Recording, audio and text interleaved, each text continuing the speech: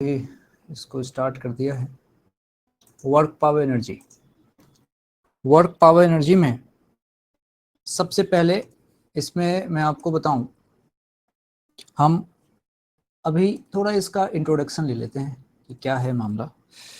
इसमें जैसे ही वर्क की लिखते हैं ना भाई, हाँ, जैसी वर्क की बात होती है तो पहली बात, इसका एक डेफिनेशन पॉसिबल नहीं है। मैंने क्या कहा, इसका एक डेफिनेशन पॉसिबल नहीं है। होता ये है, वर्क किसको बोलते हैं, बेसिकली ये मैकेनिकल ट्रांसफर होता है एनर्जी का। बचपन में सिखाया जाता है ना कि पुश और पुल करोगे उसको फोर्स कहते हैं। उसी तरीके से इसमें एनर्जी का ट्रांसफर होता है। तो वर्क का एक डेफिनेशन बोलना पॉसिबल नहीं है। फॉर एग्जांपल, ये अगर मेरे से कोई कहे कि आप वर्क को डिफाइन करो, कितने तरीके से कर सकते हो, तो इसकी तो अथाह तरीके हो सकते हैं।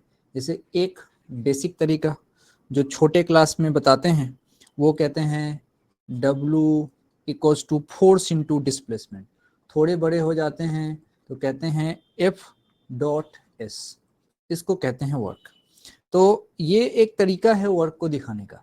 अच्छा, लेकिन जब हम थोड़े और समझदारी से पढ़ते हैं तो हमने सुना हुआ है नाम W इक्वल्स टू डेल्टा के ई, वर्क डन बराबर चेंज इन काइनेटिक एनर्जी, ये नाम भी सुना हुआ है। अच्छा, कभी कभी हमने ये भी सुना हुआ है कि भाई जब वर्क डन होता है उस कंडीशन में अगर बॉडी को ऊपर से नीचे गिराओ, वर्क डन बाय mg बोलते हो, तो वहां पे ये mgh के इक्वल भी आ सकता है कभी कभी। अच्छा, तो अगर एनर्जी के हिसाब से बोलो ना तो इसको तुम ऐसे कह सकते हो, वर्क क्या होता है, वर्क होता है पैकेट ऑफ एनर्जी, वर्क होता है पैकेट ऑफ एनर्जी। अब ये पैकेट ऑफ एनर्जी का मतलब क्या है, अब ये इसको धीरे से जब पूरा सेंटेंस लिखूंगा तब समझ में आएगा कि भाई work is the packet of energy that transfer from one body to another, one body to another. Work is the packet of energy that transfer from one body to another. अगला sentence कहता है the body on which positive work is done, positive work is done becomes more energetic,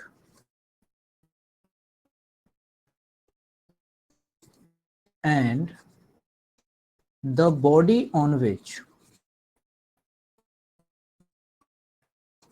negative work is done becomes less energetic. ये इतना बड़ा जो sentence है, मैंने इसके अलावा पूरे फिजिक्स में कोई इतना बड़ा डेफिनेशन ही नहीं लिखा। अब इस बात को समझिए, इस पूरे सेंटेंस का मतलब, पहले तो ये समझो कि वर्क का बहुत सारा डेफिनेशन हो सकता है। मतलब वर्क को डिफाइन करने के लिए कोई बोले तो डिफाइन करने के लिए इसके बहुत सारे तरीके हो सकते हैं, मेनी वेज। अच्छा, ठीक है भाई, अब उसमें से एक हमने ये सुना हुआ है कि W इक्वल्स टू F.S, एक हमने ये भी सुना है वर्क डन बाय जो ऑल द फोर्सेस होते हैं, इसका पूरा नाम जानते हो क्या है, ये है पूरा नाम, work done by all the forces equals to change in kinetic energy. जितने फोर्स इन्वॉल्व होंगे और सारे फोर्स मिलके जो काम करते हैं वही सिस्टम की काइनेटिक एनर्जी को बदलता है। ये एक बड़ी बात है। अच्छा, इसी को तुम बोलते हो वर्क एनर्जी थ्योरम। अभी आगे इसको पढ़ने वाले हैं, नाम आप जानते हैं, कोई दिक्कत वाली बात नहीं है, वर्क एनर्जी थ्योरम, इसी को आगे पढ़ने वाले हैं। ठीक है, मान लिया। एक ये डेफिनेशन है कि वर्क क्या है, पैकेट ऑफ एनर्जी है that transfer from one body to another. अच्छा, ठीक है, the body on which positive work is done becomes more energetic and the body on which negative work is done becomes less energetic. ये sentence को बार बार पहले पढ़ो, work is the packet of energy that transfer from one body to another. The body on which positive work is done becomes more energetic, and the body on which negative work is done become less energetic.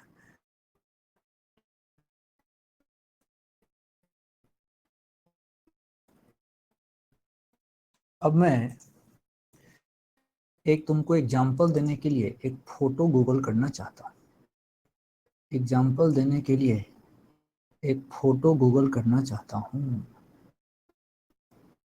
Photo Google करना चाहता हूँ।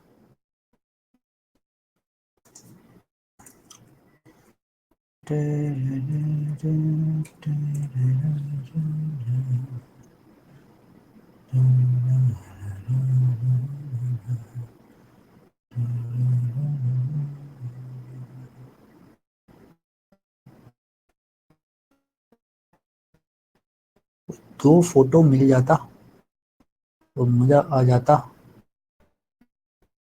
जिस समय photo ढूंढो ना उस समय मिलेगा नहीं, और बाकी टाइम में जो है मिल जाते हैं। चलिए एक मिनट।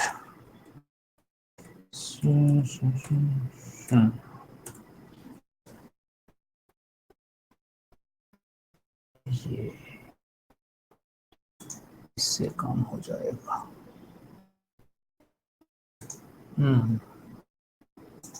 चलिए मिला मिला मिला मिला मिला मिला मिला मिला। ये देखो ये क्या है, ये क्या हो रहा है भैया? ये फिजिक्स की क्लास में, ये तो फिजिक्स की क्लास हो गई। देखिए अब बाकी में लोग खड़े थे, मैंने ये वाला फोटो निकाला है। क्या बताना चाह रहा हूँ समझो। सेंटेंस बड़ा कमाल का है कि work is the packet of energy that transfer from one body to another, और यहाँ कहता है the body on which positive work is done becomes more energetic and the body on which negative work is done become less energetic. Less energetic तो more energetic कैसे पता चलेगा भाई? देख आदमी है और डंबल है, आदमी है और डंबल है। अब देखो, अब ये डंबल को उठा रहा है आदमी, डंबल को उठा रहा है। डंबल की पोजीशन पहले यहाँ, बाद में डंबल को यहाँ ले गया, तो बाद की पोजीशन डंबल की यहाँ। अब जरा सोचना भाई, काम करेगा तो थकेगा कौन? जो मैन है, मैन की एनर्जी। अब करके देख लेना तुम, मैन की एनर्जी टाइम के साथ कम हो जाएगी, आदमी थक जाएगा, आदमी थक जाएगा, आदमी की एनर्जी टाइम के साथ कम हो जाएगी, मतलब ये लेस एनर्जेटिक हुआ, तो आदमी पे निगेटिव वर्क हुआ है। गजब बात है। अच्छा और सुनना, डंबल की पोजीशन यहाँ है, फिर यहाँ पे ले गए, तो इसका मतलब इस डंबल पे पॉजिटिव वर्क हुआ है। इसका मतलब वर्क पेयर में हो रहा है क्या? बिल्कुल बिल्कुल, वर्क पेयर में हो रहा है, क्योंकि फोर्स इन्वॉल्व है और फोर्स हमेशा पेयर में लगते हैं। अब देखो मजे से, आदमी थकेगा मतलब आदमी पे निगेटिव वर्क हुआ है, और अब दो ही लोग मिलके सिस्टम बन रहे हैं, एक आदमी और एक डंबल, मतलब डंबल पे पॉजिटिव वर्क हुआ है। अच्छा अब डंबल की एनर्जी बढ़ी ना, कैसे बढ़ी? देखो सोच के देखो भाई, डंबल का पहले हाइट डंबल की इतनी थी, यहां से छोड़ना किसी के पैर पे, और उसके बाद डंबल की हाइट इतनी हो गई, अब यहां से छोड़ो किसी के पैर पे, भाई ज्यादा चोट कब लगेगी? जब तुम ऊंचाई से छोड़ोगे। इसका मतलब इस नीचे वाले सेक्शन से, पहले वाले सेक्शन से बाद वाले सेक्शन में डंबल की एनर्जी बढ़ गई, तभी तो उसका इफेक्ट जमीन पे ज्यादा होगा। इसका मतलब डंबल पे पॉजिटिव वर्क हुआ है। यही बात मैंने यहाँ पे इस ज्ञान में लिखा है।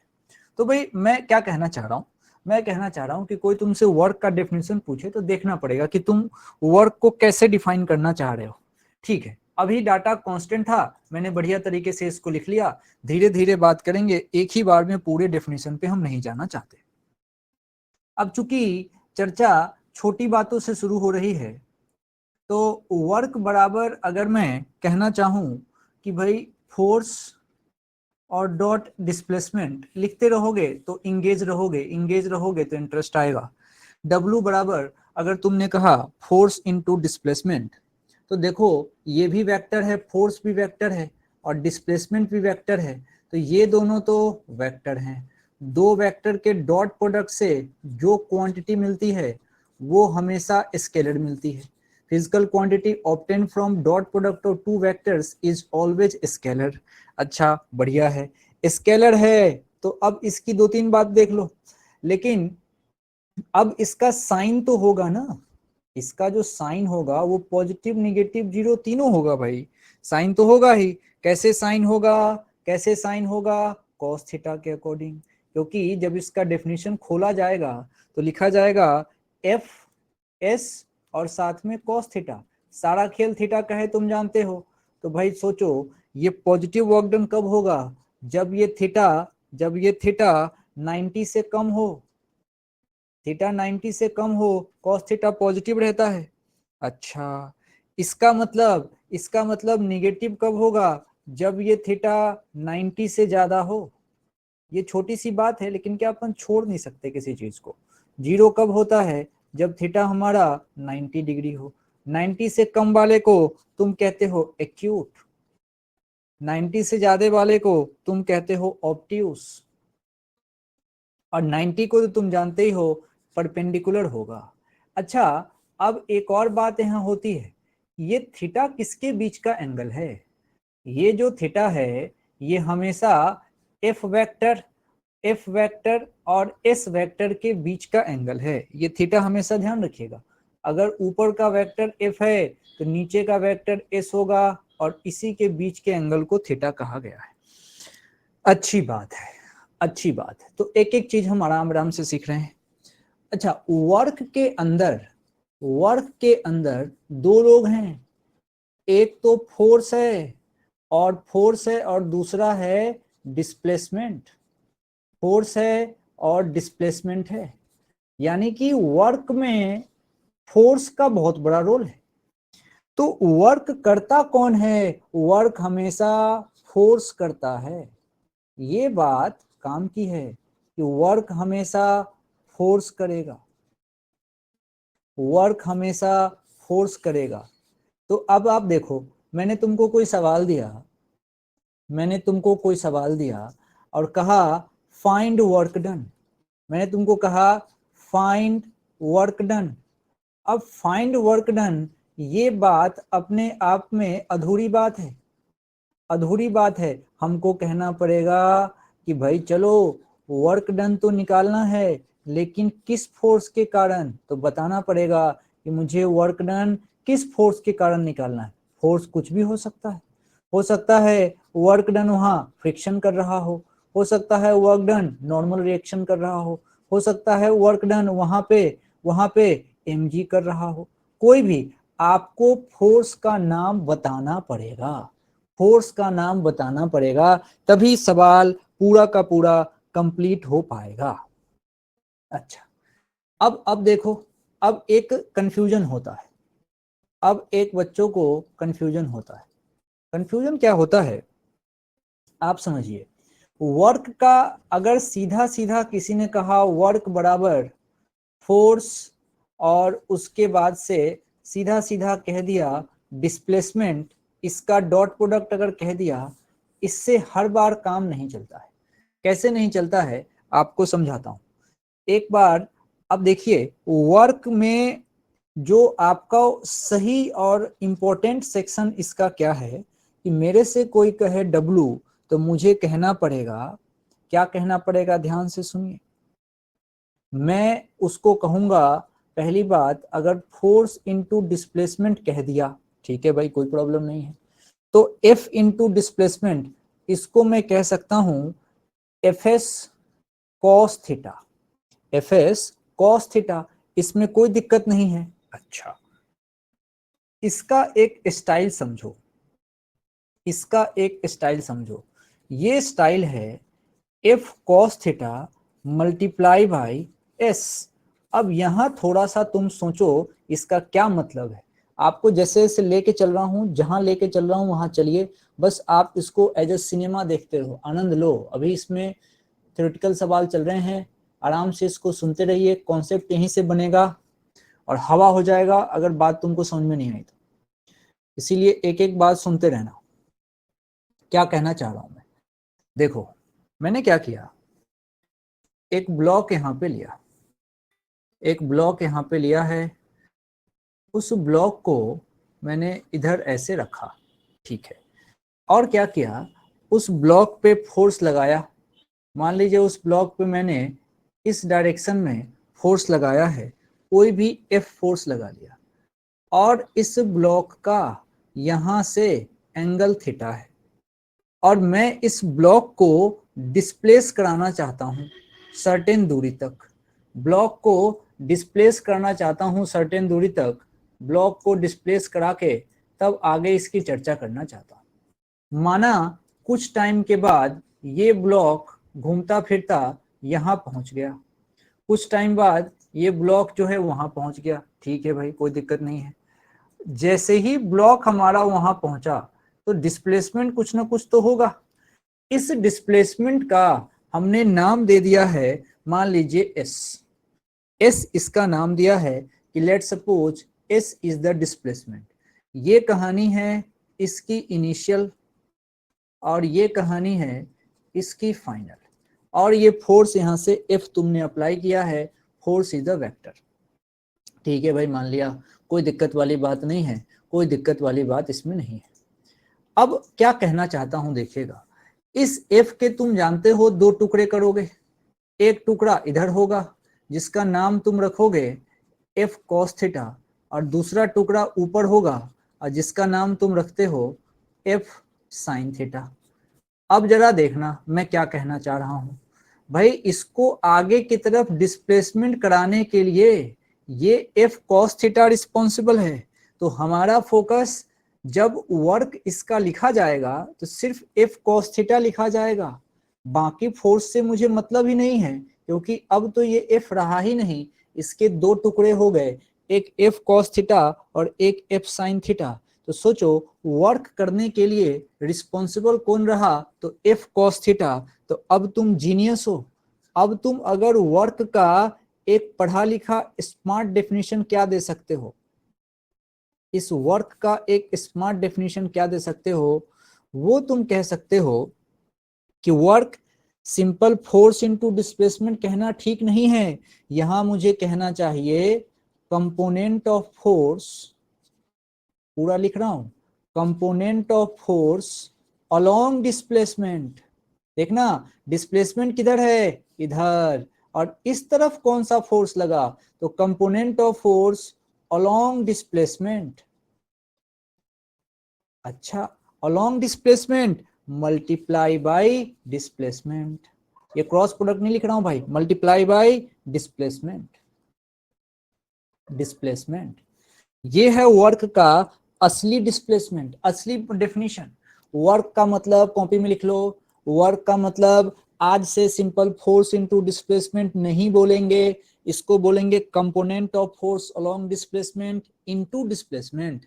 अब चूंकि पब्लिक जब लिखती है वर्क को तो वो लिखती है, क्या लिखती है, एफ डॉट एस, इसको लिखती है एफ एस कॉस थीटा, इसको लिखती है एफ का मैग्नीट्यूड एस का मैग्नीट्यूड और साथ में कॉस थीटा, मतलब वर्क लिखती है वो F S cos theta.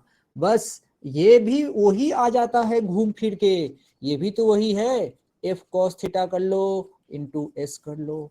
Component of force along displacement कौन है, एफ कॉस थीटा, और इनटू डिस्प्लेसमेंट ये। तो लोग ऐसे करते हैं, लोग ऐसे करते हैं, और हमने इसको डेफिनेशन इसका बदल लिया।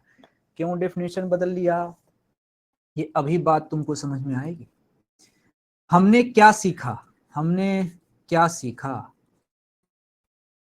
हमने क्या सीखा कि मेरे से कोई अगर बोलेगा वर्क तो मैं उसको बोलूंगा component of force along displacement, component of force along displacement, ठीक है भाई। मल्टीप्लाई बाय डिस्प्लेसमेंट, ये डॉट प्रोडक्ट और ऐसा कुछ नहीं है, सिंपल मल्टीप्लाई है, इनटू डिस्प्लेसमेंट। लेकिन और मैं जब पढ़ ही रहा हूं, सीख रहा हूं, और बेहतर क्या बोल सकता हूं, ये जो डिस्प्लेसमेंट होता है, सिर्फ डिस्प्लेसमेंट बोलने से काम नहीं चलेगा। जैसे हमने पूरा फोर्स बोला ही नहीं, क्योंकि तुम सोचो हमने वर्क के डेफिनेशन में पूरा फोर्स बोला ही नहीं, क्योंकि हर बार पूरा फोर्स यूज ही नहीं होगा। भाई हमको एफ साइन थीटा से क्या मतलब है, हमको तो डिस्प्लेस कराने में सिर्फ एफ कॉस थीटा चाहिए। तो भाई पढ़े लिखे हैं तो पढ़ा लिखा वाला डेफिनेशन भी होना चाहिए। तो हमने इसका नाम दिया component of force along displacement, क्योंकि प्रिसाइज डेफिनेशन तो यही है। अब आज तुमको बात समझ में आ रही होगी कि हाँ बिल्कुल सही बात है। अब किताबों में लिखा रहता है पूरा फोर्स, भाई पूरा फोर्स हर बार थोड़ी नहीं यूज होगा, यहाँ तो उसका सिर्फ कंपोनेंट यूज हुआ है, इसीलिए सही डेफिनेशन है component of force into displacement. और सबसे सही डेफिनेशन अब लिखने जा रहा हूँ, सबसे सही डेफिनेशन अब लिखने जा रहा हूँ। भाई पूरे दुनिया के डिस्प्लेसमेंट से मुझे मतलब नहीं है, मुझे सिर्फ उस पॉइंट के डिस्प्लेसमेंट से मतलब है जहां फोर्स लगा। बात समझना, डिस्प्लेसमेंट का मतलब वर्क में होता है, आपको ये समझना है कि ये जो डिस्प्लेसमेंट है, ये डिस्प्लेसमेंट किसका है, तो डिस्प्लेसमेंट उस पॉइंट का, उस पॉइंट का जहां जहां फोर्स लग रहा है, जहां फोर्स लग रहा है, अगर वो पॉइंट डिस्प्लेस हुआ तभी वर्क डन होगा, नहीं तो वर्क डन नहीं होगा। बात क्लियर है, सिर्फ फोर्स लगा देने से वर्क डन नहीं होता, सिर्फ डिस्प्लेसमेंट होने से वर्क डन नहीं होता। अभी पहली बात, जिस पॉइंट पे फोर्स लगा रहे हो, जिस पॉइंट पे फोर्स लगा रहे हो, उस पॉइंट का डिस्प्लेसमेंट होना जरूरी है। ऐसा नहीं कि फोर्स भी दिख गया, डिस्प्लेसमेंट भी दिख गया तो वर्क डन होगा ही होगा, ऐसा बिल्कुल नहीं होगा। उसको समझने के दो एग्जाम्पल मैंने लिए हैं, आप समझिए। दो एग्जाम्पल मैंने लिए हैं। ये आदमी है, ये सीढ़ी पे चढ़ रहा है, ये आदमी को देखिए, ये सीढ़ी पे चढ़ रहा है, आराम से देखिए। जैसे ये आदमी सीढ़ी पे चढ़ रहा है, इसकी सिचुएशन को समझो, दूसरे फोटो में इसके सिचुएशन को समझाता हूं क्या हुआ होगा। आराम से गौर से तरीके से बात को समझना है। आदमी सीढ़ी पे चढ़ रहा है, ओके ओके बढ़िया। जब आदमी सीढ़ी पे चढ़ रहा है तो ये डायग्राम में, ये डायग्राम में सोचो, अभी जब वो चढ़ेगा तो किसी एक सिचुएशन की बात करो। मान लो मैंने फोकस किया, मान लो मैंने फोकस किया इसके इस वाले पैर पे, इस वाले पैर पे। सोचो जब ये चढ़ेगा तो ये वाला जो पैर होगा इसका, ये वाला पैर हवा में होगा, ऐसी तो चढ़ते हैं अपन। और फोर्स लग रहा है यहाँ, फोर्स लग रहा है यहाँ। ये कैसा फोर्स है, ये नॉर्मल है, समझो mg नीचे लगा, नॉर्मल ऊपर लगा। तो अगर आपसे कोई पूछे कि यहाँ पे वर्क डन बाय नॉर्मल कितना होगा, तो आंसर है 0। और ये बड़ा लॉजिकल है। कैसे है 0 समझना, भाई नॉर्मल तो यहाँ लगा है, इस पैर पे, इस पैर पे नॉर्मल लगा है। माना यहाँ फोर्स लगा, नॉर्मल लगा, लेकिन लेकिन इस पॉइंट का तो डिस्प्लेसमेंट हुआ ही नहीं, इस पॉइंट का डिस्प्लेसमेंट तो 0 है। और ये वाला पैर, ये वाला पैर जो हवा में हिल रहा है, हाँ ये पैर डिस्प्लेस जरूर हो रहा है, ये हवा में है, लेकिन ये हवा में है तो यहाँ फोर्स ही नहीं लगा, यहाँ नॉर्मल 0 हो गया। तो भाई जहां फोर्स लगा उसका तो, उस पॉइंट का तो डिस्प्लेसमेंट ही नहीं हुआ, और जहां डिस्प्लेसमेंट हुआ, जो पैर उठ के ऊपर जाने वाला है, वहां पे फोर्स ही नहीं लगा। तो दोनों काम एक साथ होना चाहिए। सीढ़ी पे जब हम चढ़ते हैं, एक पैर रखते हैं, दूसरा उठाते हैं, जहां रखते हैं वहां नॉर्मल लगता है, और जहां रखते हैं वहां नॉर्मल है, तो नॉर्मल से दबाया जा रहा है उस पॉइंट को, डिस्प्लेस नहीं किया जा रहा। तो जहां फोर्स लग रहा है वो पॉइंट चूंकि डिस्प्लेस नहीं हो रहा, इसीलिए वर्क डन बाय नॉर्मल सीढ़ी पे चढ़ते समय 0 होता है। इसको समझने का एक और तरीका है, ये देखो रस्सी पे चढ़ना, तो वर्क डन बाय टेंशन यहाँ पूछा गया है, वर्क डन बाय टेंशन, मैं कह रहा हूं भाई ये जीरो होगा, ये जीरो होगा। कैसे समझ, कैसे समझ भाई, ये इंसान टेंशन यहां लगा रहा है इस जगह पे, यहां पे टेंशन लगा, लेकिन इस पॉइंट का डिस्प्लेसमेंट नहीं हुआ। डिस्प्लेसमेंट जिस हाथ का हुआ है, जो हाथ उठ के यहाँ पे गया है, वो वहां पे तो फोर्स लगा ही नहीं। तो भाई जिस जिस हाथ ने टेंशन लगाया, वो जिस पॉइंट को, अब टेंशन लगाने के लिए भाई इसको जोर से पकड़ना पड़ेगा, तो ये डिस्प्लेस थोड़ी होगा। तो फोर्स जहां लग रहा है वो पॉइंट चूंकि डिस्प्लेस नहीं हो रहा, इसलिए work done by tension zero होगा। रस्सी पे जब चढ़ते हैं तो work done by tension zero होता है।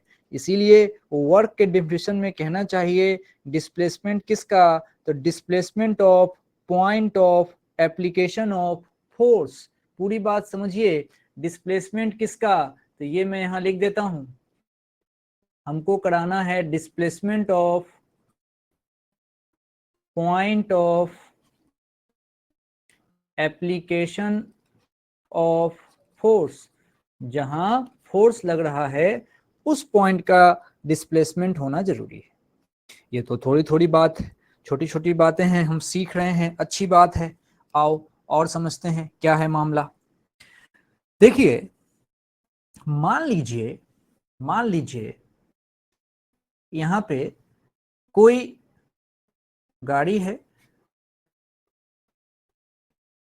छोटी सी गाड़ी है, टॉय कार, और इसका वजन भी बड़ा कम है, मानो 2 kg, और ये गाड़ी इधर चलती हुई आ रही है, मान लीजिए 20 मीटर पर सेकेंड से, और यहाँ पे कोई आदमी खड़ा हो गया इसको रोकने के लिए।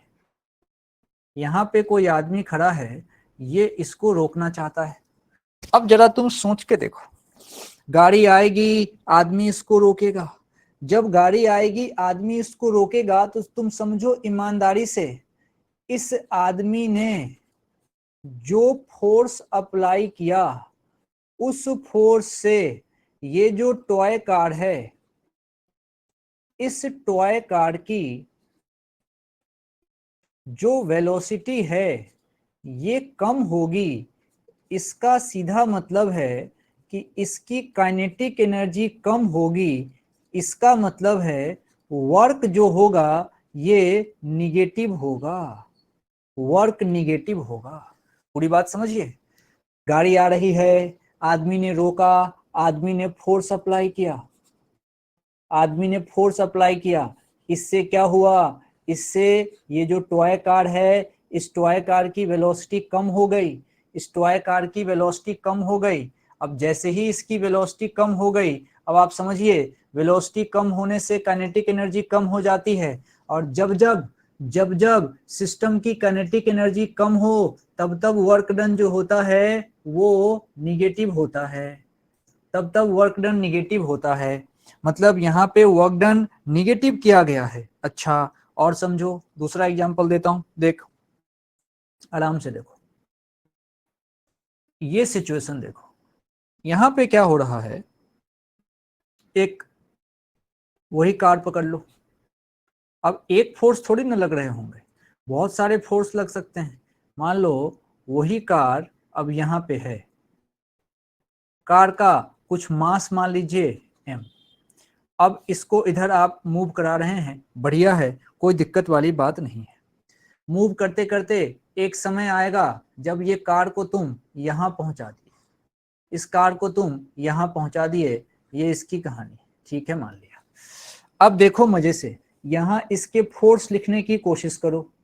नीचे लगेगा mg, कोई प्रॉब्लम नहीं है, ऊपर लगेगा नॉर्मल। जितने फोर्स इन्वॉल्व होते हैं ना, हर फोर्स अपना अपना काम करता है, ये बात समझना है। हर फोर्स अपना अपना काम करेगा, हर फोर्स का काम गिना जाता है। हाँ कोई बात नहीं, जीरो हो जाएगा किसी का, लेकिन हर फोर्स का अपना अपना काम होता है। ऐसा नहीं कि हमेशा जिसके कारण पूछा जाए क्वेश्चन में वही काम करता है, नहीं, सारे फोर्स काम करते हैं। और मजे की बात यह है कि जितने फोर्स काम करते हैं और वो सारा work done by all the forces बराबर चेंज इन काइनेटिक एनर्जी होता है। अच्छा भाई ठीक है, तो यहाँ पे कौन कौन से फोर्स दिख रहे हैं? एक दिख रहा है वर्क पूछा जा सकता है mg के कारण, एक पूछा जा सकता है नॉर्मल के कारण। तो दो बातें यहां से पूछी जा सकती है, mg के कारण भी और नॉर्मल के कारण भी। ठीक है भाई, तो मैं कैसे इसको समझूंगा, इस बात को जरा समझो। अब तो कुछ लोगों को तो दिख गया होगा कि mg और नॉर्मल दोनों के कारण वर्क डन 0 होगा।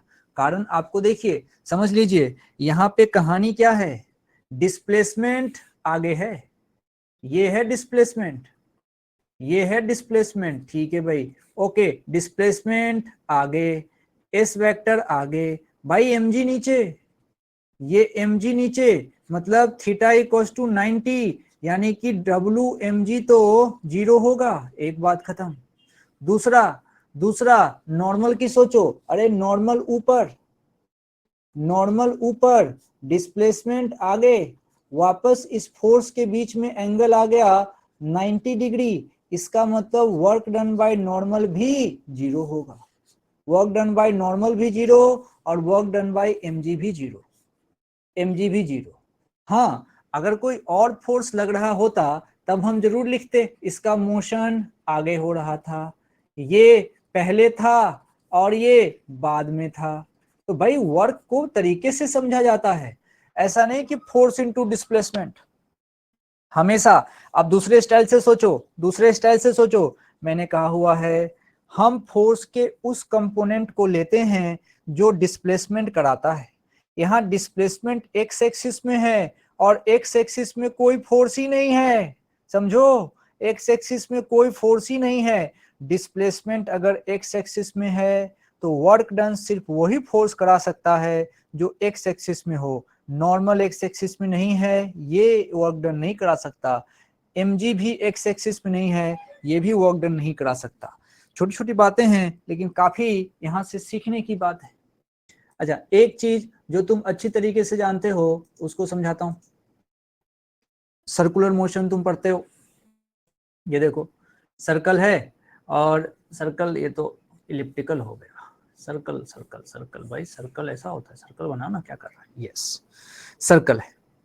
अब मान लो इसी सर्कुलर पाथ पे, इसी सर्कुलर पाथ पे जैसे ग्रेविटेशन पढ़ते हैं, ग्रेविटेशन पढ़ते हैं तो कहते हैं कि ठीक है भाई, यहाँ पे इसके सेंटर पे, यहाँ पे मान लिया हमने सन है, सन इसके सेंटर पे है और दूसरा कोई अर्थ वगैरह को लेके ऐसे घुमाते हैं, ये ऐसे घूम रहा होता है।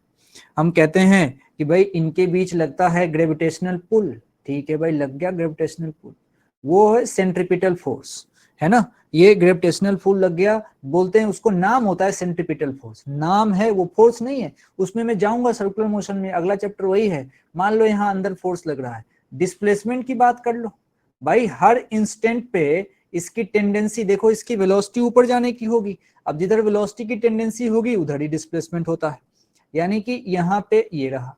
अब फिर से अगर तुम एंगल देखोगे ना, तो ये एंगल तुमको क्लियर दिख रहा है कि 90 डिग्री का एंगल होता है, फोर्स में और डिस्प्लेसमेंट में 90 डिग्री का एंगल है। तो इसीलिए कहा जाता है कि जब भी कोई सर्कुलर पाथ पे बॉडी चले तो जो वहां पे अवेलेबल फोर्स होते हैं सेंट्रीपिटल वाले, जो भी सेंट्रीपिटल वाले फोर्स होते हैं उनके कारण जो वर्क डन होता है वो होता है 0, WFC बराबर 0। ये छोटी सी बात है, आपको इसको सब आता है, इसमें तो कहीं से कोई दिक्कत वाली बात नहीं, कहीं से कोई दिक्कत वाली बात नहीं है। तो क्या हर बार वर्क डन 0 ही करते रहेंगे? कुछ तो ऐसा करें कि वर्क डन 0 नहीं हो। बिल्कुल। अब मैथ्स वाले सेक्शन में चलते हैं, जैसे ये सवाल है, ये सवाल है, इसको कर लीजिए, आप कर लेंगे, कोई दिक्कत वाली बात नहीं है। देखिए यहाँ पे इसने दो बातें दी है, कहा है कि एक तो फोर्स लगा आपका कांस्टेंट है, आप जानते हो फिजिक्स में जो भी फॉर्मूला लगता है वो कांस्टेंट वैल्यू के लिए लगता है। ये रहा फोर्स, फोर्स ऊपर लिखा हुआ है, ये कांस्टेंट है और बॉडी डिस्प्लेस हो रही है किसी ए पॉइंट से बी पॉइंट की तरफ, मुझे निकालना है वर्क डन। तो आप भी कर लीजिए, मैं भी कर लेता हूं। तो वर्क का फॉर्मूला हम जानते हैं, अब वेक्टर दे रखा है, डॉट प्रोडक्ट से निकलेगा F dot S, no problem. अब यहां से वर्क, अब देखना आराम से, मेन बात, वर्क तो ऊपर लिखा हुआ है, ये वाला वर्क ये लिखा हुआ है, तो भाई 2i कैप और माइनस का 3j कैप और प्लस का 4k कैप, ये तो वो हमने फोर्स लिखा। अब लड़ाई ये है कि डिस्प्लेसमेंट क्या लिखूं, डिस्प्लेसमेंट क्या लिखूं, तो एस फाइंड करना इंपॉर्टेंट है, एस फाइंड करना इंपॉर्टेंट। अब एस कैसे निकलेगा, तो आप जीनियस हैं, आप जानते हैं कि जब भी एस है डिस्प्लेसमेंट है, तो उसके लिए आपको तरीका लगाना पड़ेगा, डिस्प्लेसमेंट वेक्टर है तो उसके लिए आपको फाइनल पोजीशन वेक्टर में से इनिशियल पोजीशन वेक्टर को घटाना पड़ेगा, तभी आप डिस्प्लेसमेंट लेके आ सकते हैं। आइए डिस्प्लेसमेंट एक बार निकाल लें। तो डिस्प्लेसमेंट की कहानी, R2 vector minus R1 vector. अब देखना R2 वेक्टर भाई बाद में कहाँ गया, बाद में गया B पर, तो B था 4,4,2, देख लो B था हमारा 4,4,2।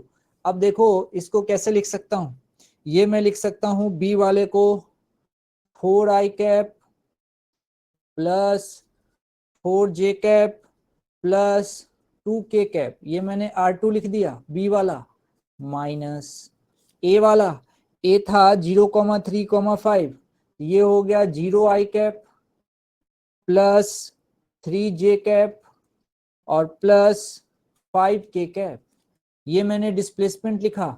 अब जैसे ही इसको सॉल्व करूंगा तो जो ये मेरा डिस्प्लेसमेंट वेक्टर आया है, जो ये मेरा एस वेक्टर आएगा, अब इसको घटा दीजिए, सिंपली ये बन गया 4i कैप और ये बन जाएगा प्लस का j कैप और ये माइनस का 3k कैप, ये मेरा डिस्प्लेसमेंट वेक्टर निकल के आया। बस इसी को पुट करना है, आंसर आ जाएगा, बस यहाँ पुट कर दीजिए।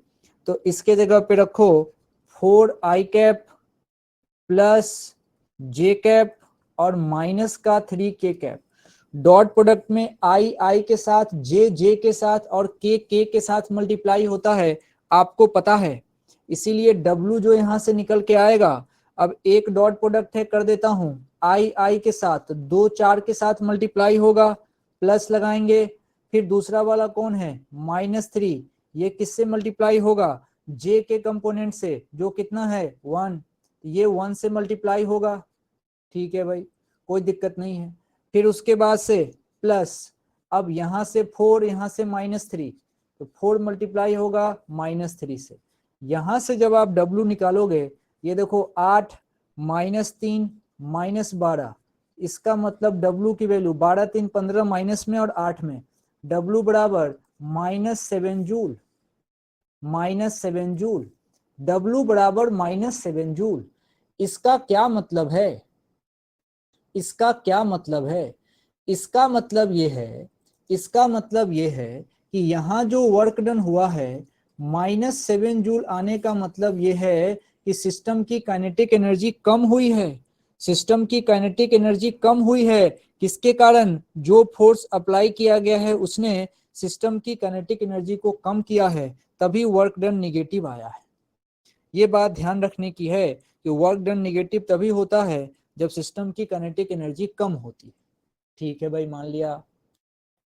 अब ये work done and frame of reference, ये भी अच्छी बात है, work done frame of reference पे डिपेंड करता है क्या, इसको समझते हैं। इसके लिए एक क्वेश्चन दिया है मैंने, समझिएगा क्या है मामला। हमारे पास 2 बॉयज लिए हैं, 2 बॉयज, एक का नाम है ओवन जो यहाँ पे है, इसका नाम है O1, और दूसरा ऑब्जर्वर, ये जो तुम देख रहे हो, ये मैंने एक लिफ्ट बनाया है, ये सही में एक लिफ्ट है जो पहले यहाँ था और डिस्प्लेस होके ऊपर चला गया है कुछ टाइम बाद, ये ऐसा, ये लिफ्ट है, ऐसा है। लिफ्ट के अंदर एक ऑब्जर्वर है जिसका नाम है O2, लिफ्ट के अंदर एक ऑब्जर्वर है जिसका नाम है O2। लिफ्ट की पोजीशन का ध्यान रखिए, ये पहले लिफ्ट यहाँ था और बाद में लिफ्ट यहाँ गया है, मानिए कि यहां से लेके यहां तक में जो लिफ्ट ने डिस्प्लेस किया है वो डिस्प्लेसमेंट इसका सपोज करिए डी है, डी डिस्प्लेसमेंट इसमें हो गया। तो कहा कि two boys, one is at ground, नाम उसका O1 है, and other is in the lift, नाम उसका O2 है। Discuss work done by normal with respect to O1 and O2। O1 and O2 से सवाल पूछ के तुमको वर्क डन बताना है। O1 से भी पूछना है और O2 से भी पूछना है, तरीके से आपको बात करनी है। O1 से भी पूछना है और O2 से भी पूछना है कि भाई कितना वर्क डन हुआ, कितना वर्क डन हुआ। बढ़िया सवाल है, समझदारी से सोचना है। देखिए, अब बात ऐसी है कि जब मैं ऑब्जर्वर जो बाहर है, अगर मैं बाहर वाले ऑब्जर्वर के अकॉर्डिंग सोचूं, बाहर वाले ऑब्जर्वर के अकॉर्डिंग सोचूं, तो मैं ऐसा लिखता हूं अकॉर्डिंग टू O1। O1 कहां है? ग्राउंड पे। O1 ग्राउंड पे।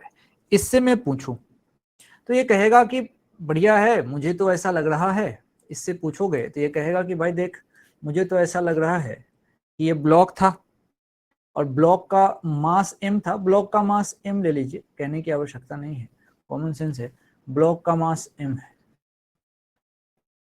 तो इससे जब मैं पूछूंगा कहेगा ब्लॉक है, ब्लॉक का मास m है। भाई इसमें कंडीशन ऐसी है कि नीचे तुम अगर mg लगाओगे, ऊपर नॉर्मल लगेगा, और ये मुझे ऐसा लग रहा है ये ब्लॉक पहले यहाँ था और कुछ टाइम के बाद ये ब्लॉक लिफ्ट में बैठा बैठा यहाँ पहुंच गया। तो भाई इसका जो काम है वो देखो, नीचे mg अभी भी लग रहा था और ऊपर नॉर्मल लग ही रहा है। तो अगर तुम इससे पूछोगे तो ये कहेगा कि भाई देख, मुझे तो लग रहा है कि नॉर्मल ने जो काम किया वो फोर्स इनटू डिस्प्लेसमेंट किया, तो फोर्स n है और मुझे तो क्लियर दिख रहा है, पहले लिफ्ट मुझे नीचे दिखा था फिर ऊपर है, तो मेरे लिए तो डी डिस्प्लेसमेंट हुआ। तो मैं तो आंसर दूंगा वर्क डन बाय नॉर्मल कितना हुआ है, तो nd। ये तो O1 ने कहा, ये तो O1 ने कहा, बढ़िया बात है, कोई दिक्कत नहीं है। लेकिन अगर यही सवाल, लेकिन अगर यही सवाल तुमने पूछ दिया लिफ्ट के अंदर वाले आदमी से, लिफ्ट के अंदर वाले आदमी से अगर तुमने यही सवाल पूछ दिया तो तुम सोचो वो क्या कहेगा। लिफ्ट के अंदर वाले आदमी से तुमने यही सवाल पूछा तो फोर्स तो उसके नजर में भी लग रहे हैं, फोर्स तो उसके नजर में भी लग रहे हैं। अब मैं देखो क्या कह रहा हूं मैं, अब मैं कह रहा हूं अकॉर्डिंग टू O2। O2 कहाँ है? लिफ्ट में, लिफ्ट में है ये। अच्छा, ये कहेगा भाई ये ब्लॉक तो मेरे पास ही था, पहले भी पास था और बाद में भी मेरे पास है, मतलब ये कहेगा डिस्प्लेसमेंट हुआ ही नहीं मेरे लिए। तो मुझे तो ऐसा लग रहा है कि नॉर्मल फालतू है, इसने तो कोई काम ही नहीं किया। अब बड़ी कंफ्यूजन है, लेकिन यहां से एक रिजल्ट आता है, रिजल्ट आता है कि work done frame of reference पे डिपेंड करता है, मतलब ऑब्जर्वर पे डिपेंड करता है। ऐसा नहीं कि सिर्फ फोर्स हो और डिस्प्लेसमेंट हो तो वर्क डन हो जाएगा, ऐसा नहीं कि डिस्प्लेसमेंट के कंपोनेंट की तरफ फोर्स हो उधर वर्क डन हो जाएगा, ऐसा नहीं कि डिस्प्लेसमेंट हो रहा है तो वर्क डन हो जाएगा। भाई पूरी बात समझनी पड़ेगी। और जब हमने पहले तो ये देख लिया कि भाई देख, वर्क होने के लिए फोर्स लगना चाहिए अलोंग द डिस्प्लेसमेंट, चलो इसको एग्री कर लिया था किसी तरीके से।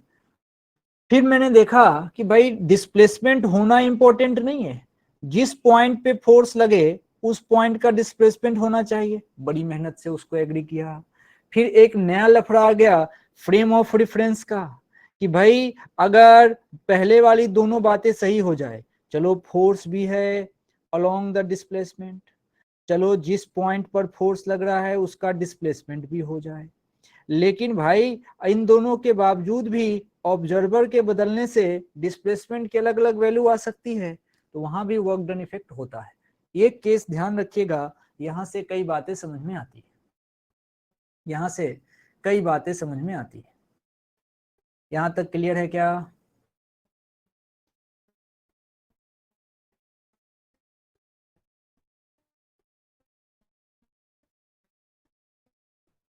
कठिन लग रहा है क्या? कठिन लग रहा है तो के टाइप करिए, आसान लग रहा है तो ए टाइप करिए। कठिन लग रहा है तो के टाइप करिए, आसान लग रहा है तो ए टाइप करिए। ए ए पूरी फिजिक्स ही आसान है, कोई दिक्कत नहीं है। चलिए बढ़िया है, बढ़िया है। कुछ सवाल इसमें रखे हैं, उसको ये देखिए, कुछ सवाल रखे हैं। एक ये सवाल है, एक ये है, एक ये है, एक ये है, एक ये है।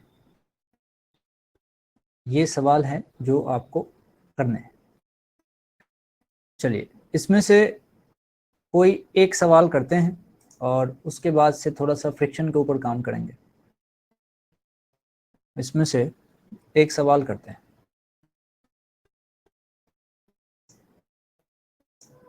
चलिए इसके ऊपर काम कर लीजिए। देखिए क्या कह रहा है। Find work done by the following forces on block when it moves A to B. भाई पहली बात, जितने फोर्स हैं उतनी बार वर्क डन लिखोगे। हर फोर्स अपना अपना काम करता है, जितना फोर्स उतना work done.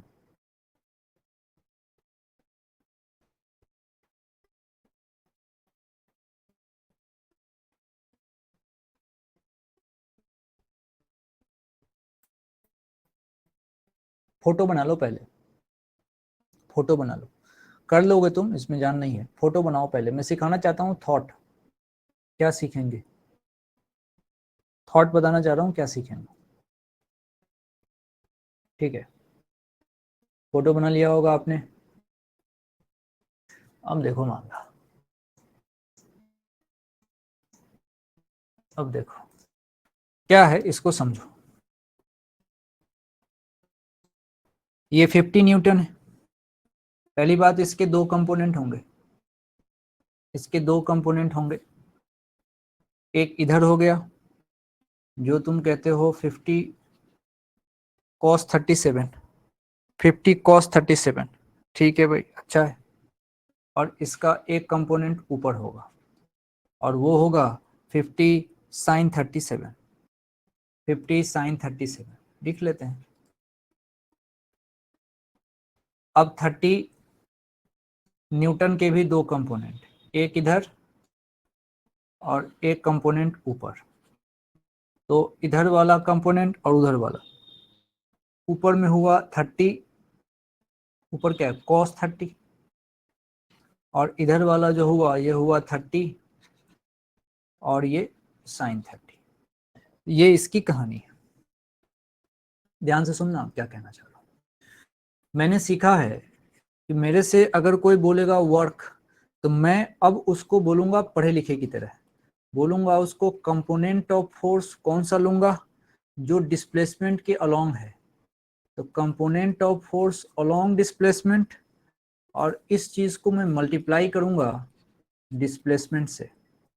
Component of force along displacement, फिर इसको मल्टीप्लाई करूंगा डिस्प्लेसमेंट से, और इसी बात को मैं यूज करूंगा बार बार, इसी बात को बार बार यूज करूंगा। ठीक है भाई, मान लिया।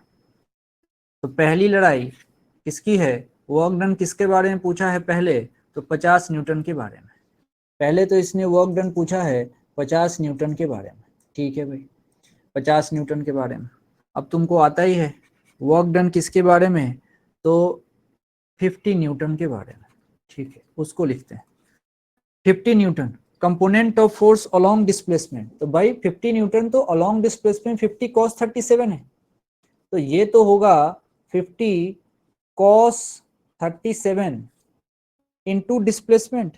डिस्प्लेसमेंट देखो क्वेश्चन में 10 दिया हुआ है, फिक्स कर लीजिए इसको। क्वेश्चन में डिस्प्लेसमेंट 10 है, ये रहा 10। अब cos 37 होता है 4/5, तो तुम जानते हो 50 4/5, 5 10 40 हो गया, और इंटू 10 ये कितना हो गया 400, ये आ गया 400 जूल। पहला आंसर खत्म, कितना 400 जूल। तो भाई इसका जो आंसर है इस वाले का, इसका आया 400 जूल, ये आया। इसका यहाँ लिख लेंगे, इसका यहाँ लिख लेंगे, इसका यहाँ लिख लेंगे, इसका यहाँ लिख लेंगे। आइए अब दूसरी लड़ाई, दूसरा किसका बोला है, 30 न्यूटन का। 30 न्यूटन की कहानी समझ लीजिए। 30 न्यूटन के भी हमने कंपोनेंट करे भाई। एक कंपोनेंट तो 30 cos 30 गया ऊपर, 30 cos दिया ऊपर, तो ये नॉट अलोंग डिस्प्लेसमेंट, तो ये काम नहीं करेगा भाई। उसी तरीके से इसका भी वही हाल है। 50 sin 37 का ये भी नॉट अलोंग डिस्प्लेसमेंट है। अलोंग डिस्प्लेसमेंट कौन कौन है, ये और कौन है, ये, क्योंकि अब 30 न्यूटन थोड़ी नहीं रहा, इसके तो टुकड़े हो चुके थे, 50 के भी टुकड़े हो चुके थे, उसमें से एक टुकड़ा ऊपर चला गया, ऊपर वाला काहे का डिस्प्लेसमेंट करेगा, सिर्फ जो अलोंग डिस्प्लेसमेंट है वो कंसीडर होगा। तो 30 वाले में काम का 30 sin 30 है, और 30 sin 30 तुम जानते हो 15 होता है। परंतु 30 न्यूटन की बात चल रही है, W किसकी, 30 न्यूटन की। अब दिमाग लगाओ, इसमें क्या हो रहा है भाई, डिस्प्लेसमेंट आगे है,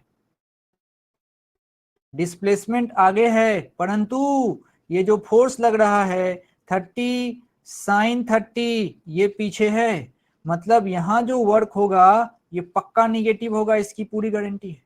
अच्छा, यानी कि जब फोर्स आगे डिस्प्लेसमेंट पीछे हो तो वर्क डन निगेटिव होता है, कॉमन सेंस है। यहाँ वर्क डन कितना हो जाएगा, पहली बात माइनस में होगा। अब कंपोनेंट पहले साइन डिसाइड कर लो ना, मेरा तो तुम देखो शुरू से रहा है, पहले साइन डिसाइड कर लिया। तो 30 और साइन 30 और डिस्प्लेसमेंट 10, सीधा सीधा 15 गुना 10 150, लेकिन माइनस में, माइनस 150 जूल। ये काम हो गया दूसरे वाले का।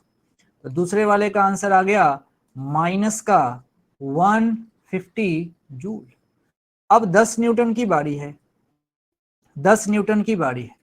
तीसरा काम 10 न्यूटन का, वर्क किसका, 10 न्यूटन का। कहानी वही, फोर्स इनटू डिस्प्लेसमेंट। 10 न्यूटन कोई गौर से देखे तो पीछे है, और डिस्प्लेसमेंट आगे है, तो वर्क डन माइनस में होगा। अब फोर्स 10, डिस्प्लेसमेंट 10, कितना हो गया, माइनस का 100 जूल। तो भैया ये हो गया माइनस का 100 जूल। देखो 10 न्यूटन पीछे है, डिस्प्लेसमेंट आगे है, इसलिए माइनस में हुआ। अब देखो अगली लड़ाई चौथे पार्ट की। चौथा पार्ट किसका कह रहा था, नॉर्मल रिएक्शन कह रहा है भाई। चौथा कह रहा है नॉर्मल रिएक्शन। अरे नॉर्मल रिएक्शन तो ऊपर लगेगा, नॉर्मल तो ऊपर लगेगा, नॉर्मल तो ऊपर लगेगा, लिख देता हूं समझो। ब्लॉक ऐसे है, अब इसमें तो किसी को कंफ्यूजन नहीं होनी चाहिए। ब्लॉक ऐसे रख दिया, डिस्प्लेसमेंट आगे है, नॉर्मल ऊपर है, ये नॉर्मल है, इसीलिए वर्क डन बाय नॉर्मल तो 0 होगा, कोई प्रॉब्लम नहीं है। अरे सेम हाल ग्रेविटी का भी होगा, समझना वही कहानी। ब्लॉक इस पे रखा है, डिस्प्लेसमेंट आगे है, mg नीचे है, तो वर्क डन बाय mg जो होगा वो भी तो 0 होगा, क्योंकि यहां भी थीटा कितना है, 90 डिग्री। तो भाई आप इस तरीके से कुछ भी सिचुएशन सोच सकते हो, कहीं से कोई दिक्कत वाली बात नहीं। तो पहले अगर साइन डिसाइड हो जाता है तो काम करने में आसानी होती है। आपने बड़े आराम से इसको कर लिया, आसान सवाल था। किसी को किसी सेक्शन में दिक्कत है तो बोल सकता है, कोई उसमें समस्या वाली बात नहीं। और समझ में आ गया तो y टाइप करें, समझ में आ गया तो y टाइप करें, y, ठीक है, इजी। अब इसको थोड़ा विराम देते हैं, अब बाकी काम इस पे बाद में होगा। अब थोड़ा सा फ्रिक्शन के क्वेश्चन कराता हूँ।